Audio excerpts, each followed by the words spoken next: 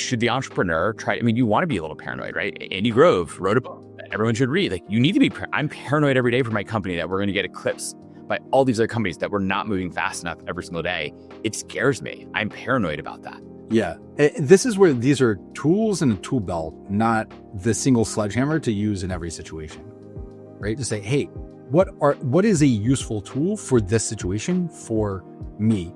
Not, hey, no matter what. And like I've had lots of conversations on this, that my eternal reframe the story and see the positive, it's a tool. It's a useful tool, but what does it do in terms of preventing me from fully feeling and digging into certain emotions at times in uncomfortable situations? And what is the cost that I have on that? So maybe there's another tool that I need to look at there, of the pause, of sitting in uncomfortable emotions and all this. It's not saying, hey, this is the one right answer. It's saying, hey, here's a set of tools to do. And there are trade-offs. I remember doing an event for a company right with the book launch. And there was a salesperson talking about, well, you talk about running your mind and not constantly being on the computer or email or this, that, and the other. But my father was this incredibly successful salesperson, and he attributed it to always being on call. And anytime someone came, he was on. He was the first one to do it. And how could I do that if I'm saying, hey, no, I'm only checking email these 2 times a day, or whatever the process I put in place to try to not let people live rent free in my head? And my answer was, you need to decide what's more important to you, right? Is it more important to be a successful salesperson and do it that way? Or is your equanimity during the workday or whatever more important to you? You can't have everything. You have to pick what's more important. And I'm not telling you what's right for you. I'm just giving you tools. If you're saying, hey, this is what I value, I really don't like this, here's a tool to address that. But it is going to come at a cost to this other side. Most of these things are not cost-free. They're going to be trade-offs, and you have to make the decision of, is that trade-off worth it for you? If you think through the world's best entrepreneurs, however you want to define that, but there's a ton out there. You mentioned a few of them. Do they have a certain mindset that you think they all share, like philosophically, or a philosophical way, or kind of a way of running or doing their business?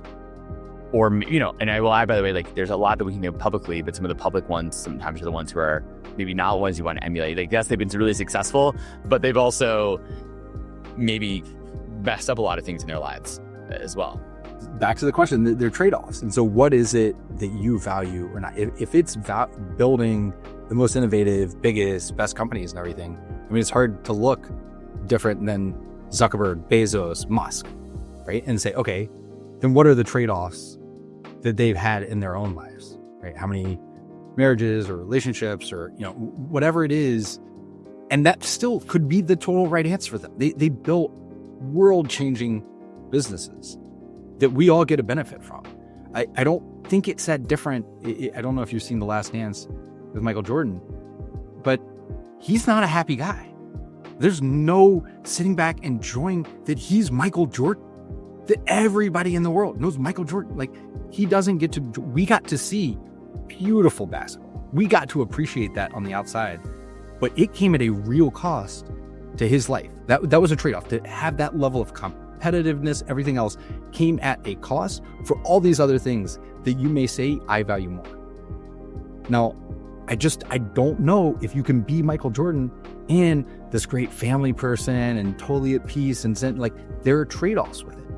And so when you say the most successful entrepreneurs, I think you need to figure out what success means to you. Is it the biggest company possible? Okay, like, I think there are certain models for that and certain trade-offs you're going to have to make in terms of personal life and hours and everything else, and how cutthroat you're willing to be with competitors, the things on the line of legality you might be willing to do at times. Like, if those three, like, there's certain things that you look at and you're like, wow, I don't know if ethically I'd be comfortable with some of those things.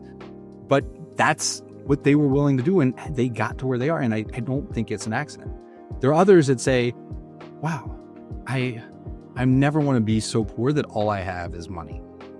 And they look at their life of, hey, I built this great business. I was able to support my employees. My customers are super happy. I have this beautiful relationship. Like, I'm not Elon Musk on this. I'm not Michael Phelps on this. I'm not J.K. Rowling on this. Like, I'm not going to be the best at every single thing or any of the things. But in terms of my balanced portfolio life, it is what success I want to have. And that's the model I want to emulate. And so I don't want to come back and say, hey, here are the traits to be a successful entrepreneur, because I think you need to figure out what success you're seeking.